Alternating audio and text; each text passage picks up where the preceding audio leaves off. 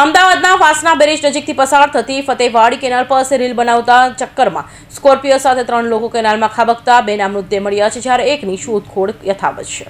બુધવારે સાંજે યશ અને ક્રિશ સ્કોર્પિયો લઈને ફતેહવાડી કેનાલ પર રીલ બનાવવા માટે પહોંચ્યા હતા. કોઈ કારણોસર સ્ટીયરિંગ પરથી કાબુ ગુમાવતા કાર કેનાલમાં ખાબકી હતી અને ત્રણેય લાપતા બન્યા હતા. મોડી રાત સુધી શોધખોળ કર્યા બાદ ત્રણેયનો લાપતો લાગ્યો ન હતો. શોધખોળ માટે રાત્રિના સમયે જ કેનાલમાં પાણી બંધ કરી દેવાયું હતું. ત્યારબાદ ગુરુવારે સવારે વિસાલા તરફ શાસ્ત્રી બ્રિજના છેડા નજીક નદીમાંથી યશ ભંગોટિયા અને યશ સોલંકીની લાશ મળી આવી હતી, જ્યારે ક્રિશ દવે હજી પણ લાપતા હોય તેની શોધખોળ કરવામાં આવી રહી છે.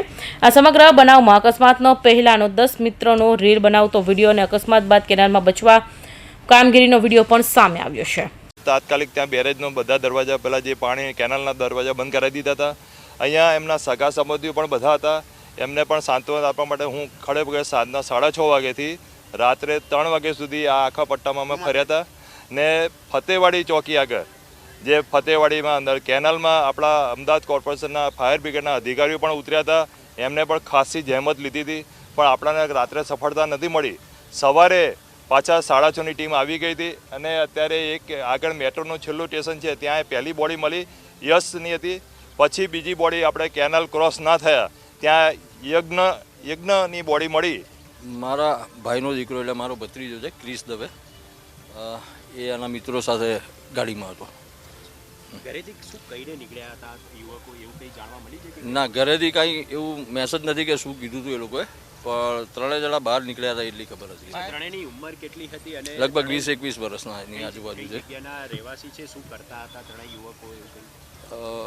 એક દીકરો કંઈક આંબાવાડીનો છે, એક મારો ભત્રીજો જે પ્રભુદાસ ઠક્કર કોલેજ પાસે રહે છે, એ જોબ બી કરતો હતો, અને બાકીના 2 જણાનું મને બહુ આઈડિયા નથી એના મિત્રોનું. પણ ફાયર બ્રિગેડની કામગીરી બહુ જ સરસ હતી. ગઈકાલે સાંજે લગભગ 6-6:30 લઈ અને 3:30-4 વાગ્યા સુધી અમારી સાથે હતા.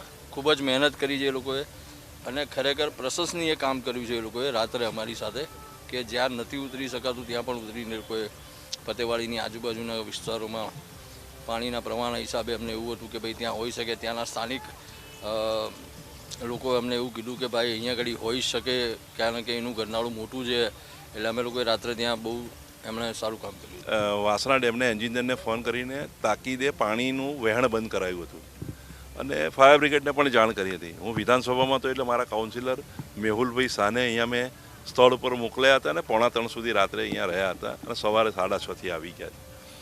તો આ વિસ્તારની જમીન કલેક્ટર અને કોર્પોરેશનની વચ્ચે લડતી હોય છે, પણ છતાં રોડ પહોળો કરીને 2 બાજુ કંઈ પ્રોટેક્શન મુકાય એવું અમે 100% રજૂઆત કરીશું. જેવી વસ્તુ છે કે જાનના જોખમે કશું ના થાય. જાનના જોખમે સોશિયલ મીડિયા ઉપર આવે એવું કંઈ નહીં કરવું. વાસણા બેરેજ રોડ પર કેનાલ નજીક 10થી વધુ મિત્રો રીલ બનાવવા માટે ગયા હોવાનું સામે આવ્યું છે, જે પૈકી 3 યુવકો સ્કોર્પિયો સાથે કેનાલમાં પડ્યા હોવાનું સામે આવ્યું છે. અકસ્માતમાં સર્જાય તે પહેલા તમામ મિત્રો અને સ્કોર્પિયો કાર સાથેનો એક વિડીયો પણ સામે આવ્યો છે. કેનાલમાંથી 2 મૃતદેહ મળી આવ્યા છે. તેમાં એક મૃતદેહ યશ ભખોડિયાના, જે અમદાવાદના આંબાવાડી વિસ્તારમાં આવેલી સૌરાષ્ટ્ર સોસાયટીમાં રહેતો હતો. યશે ધોરણ 10ની પરીક્ષા આપી હતી અને અન્ય મિત્રો સાથે ગરબા ક્લાસીસની મુલાકાતમાં થઈ હોવાનું જાણવા મળ્યું છે. કૌશિક પટેલનો report, Hind TV news, Surat.